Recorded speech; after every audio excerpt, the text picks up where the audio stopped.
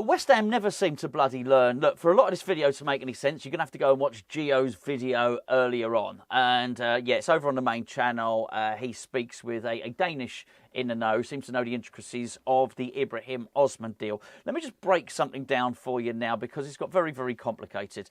What's happened here is Ibrahim Osman appears to be being represented by a new agent. West Ham are basically negotiating with his old agent. We'll get to that in just a second. However, the fee it seems we're quite open to sanctioning is a £7 million agent's fee. Get this right. The deal is for £25 million. 18 million for the player, 7 million for the agent. The whole thing is completely and utterly ridiculous. Before I go any further, I want to really make this clear because there was a couple of people who tried to pull me up on it yesterday. I'm not saying that I don't want us to sign young players. I do. Okay, I do. My preference, and I said it in yesterday's video, was Jonathan Rowe, who is. So we're not comparing an 18-year-old with a 50-year-old man.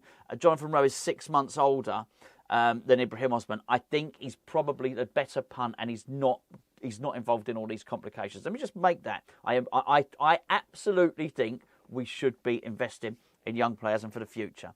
My entire point is for £20 million, and that was before I knew it was £7 million agents fees. For about £20 million, I would be going for Rowe. That would just be my preference. Anyway, that really doesn't matter. I think what you've got to do, and I tried to make this point yesterday, is back your director of football. And Tim Steidten wants Osman. So we go and get him, right? I don't understand that. Anyway, I covered that in yesterday's video. Here's what I don't understand even more. Is, number one, how West Ham have got themselves into a situation where we're negotiating with the wrong bloody agent. The Danish Football Association, and I'm just listening to Gio's video here, the Danish Football Association have ratified and certified the change of agent for Ibrahim Osman. West Ham aren't dealing with his registered agent now. We're dealing with his former agent. This is utter madness. I mean, it's absolute madness. Just to the point where you think West Ham are progressing as a club, at the point where you think West Ham are maybe, building an infrastructure where we're going to start doing things in a correct fashion, we become Mickey Mouse again. And it's just incredible that we do that. Now, I think for me that there are two major concerns with this. Number one, the obvious one, that we're dealing with the wrong agent. The second one is really that we would even consider paying £7 million in agents' fees. So the player himself, when we bid for this player, we bid £14 million. So West Ham's valuation was £14 million. Now there's been some negotiations and it's gone up to £18 million. Because that's what the club wanted in order to get him. However, our valuation was 14. We're willing to pay half of that amount again just in agents' fees. This is, I mean, someone's making a lot of money here, aren't they? Let's be perfectly honest. It's this is not a good look. Not a good look at all. And particularly when you factor in that at the moment, let's make some figures up for a second, just for argument's sake, because we don't really know what Ben Johnson wants as wages, right? But let's say there's 10 grand difference in it. Let's say he wants 50 and a club are offering 40. But it doesn't really matter what it is, but just if we all accept that there's a disagreement, there's negotiation going there.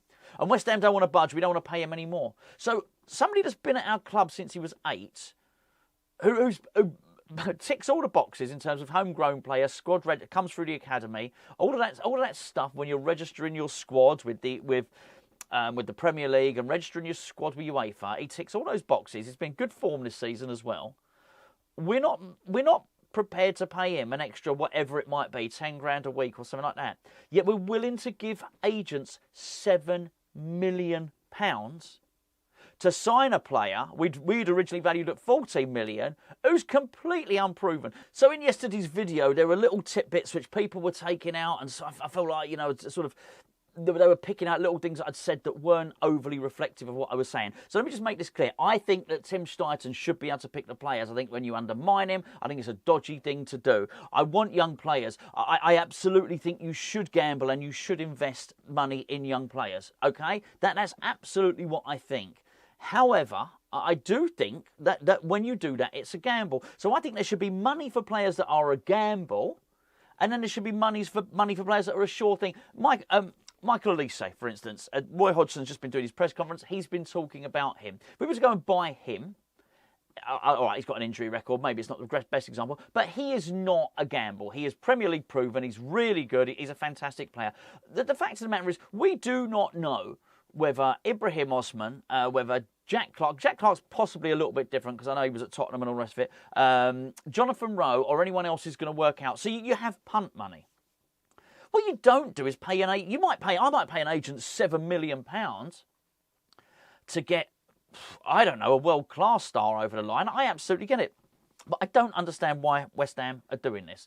And then to factor that in, we've got this situation with Jota. We'll get to that situation with Jota in just a second. Before I do, can I please point you in the direction of Hammers Chat's Patreon page? When I say a page, it's not really a page. It's more like a third Hammers Chat channel. We're able to upload daily on this channel and on the main channel and do fantastic interviews like Gio was able to do earlier because we're here, because we're around, and we're able to do that because of our Patreon. Now, it's a great way of supporting Hammers Chat and allowing us to keep producing West Ham-based content, but also what it does is it gives you an extra level of content. We got the Anton Ferdinand podcast, we've got player ratings, we've got opposition previews, we've got breakfast shows, we've got Hammerlytics, which is, we've got a couple of absolute experts in. Me and Gio aren't doing it. They'll tell you all the stuff that you thought you know about West Ham, but you didn't. They will cover absolutely everything. Very, very insightful. I think it's one of the best shows on YouTube. We've got that. We've also got our Naked podcast, which is becoming quite infamous. I think it's fair to say.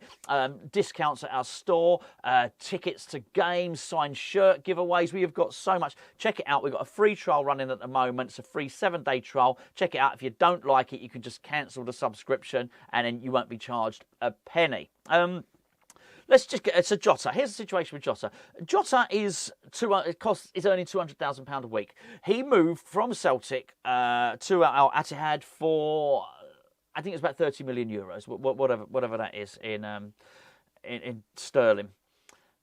He moved there. He hasn't been registered. He's not being used. He's earning a lot of money. He's absolutely sick of it. He wants to get out of there. It's not worked out. I don't know the reasons why, and there'd be so many rumours that you'd never get to the truth. I'm pretty sure of that. However, it seems that right now it says West Ham's attempt to sign Jota has hit a stumbling block because of his wages. Why don't we know his wages? This annoys the hell out of me. We have a director of football now. So it's almost as if West Ham think, oh, actually, when the transfer window starts, that's when you can start finding stuff out. That's when you start scouting. That's when you start working out which players you want. It's an utter nonsense. They've had October, November, December. That's when you scout. That's when you speak to the clubs. That's when you negotiate. That's what you do. But what you've got here is a situation where they've dithered and delayed for so long that only now, on the 29th of January, we're saying, oh, by the way, oh, look, that Jota, that's a funny one. He's on 200 grand a week. You should know this. This shouldn't be a surprise. And up until yesterday, we were still looking at that Jack Clark. Sunderland will come out today and say he's not for sale. We might sell him in the summer. If we do, it'd be 30 million. Why are we still wasting time with this? I do not understand it. Why are we trying to negotiate with the wrong agent? It's complete and utter incompetency. And it's like I said at the start of the video, the moment that you start to think West Ham are becoming more professional, this is the type of crap that you get. It's a joke. It really is. It's ridiculous. So anyway, there you go. Just my 2 pence worth on the whole thing, really. Look, this Osman deal sounds complicated. £7 million in agents' fees, dealing with the wrong bloody agent. It's overly complicated. The player wants to come, yes, but the point it becomes complicated, we just have to say no. Look, you might be able to get a complicated deal done if you start it at the beginning of the window, but what, with 3 or 4 days left, you know, I just think West Ham need a left winger. At this point, I'm not overly fussed who it is. I have my preference, but I do think we need to get one of them in. But it's just pure incompetence, leaving it all to the last minute. It's funny, isn't it? You know, it seems rife. We call Dave Divering Dave and all this stuff, but it just seems rife. It seems to be infectious throughout the whole club. It doesn't matter. It doesn't matter who it is. It doesn't matter whether it's Sullivan doing it, whether Stuyton's in there, whether it's Rob Newman, whether it's David Moyes. They're all at it. It's really, really incompetent. I do understand not everyone's going to be to blame, but it don't look good. It don't look good. And, you know, being that negligent to negotiate with the wrong agent, yeah, just awful, really.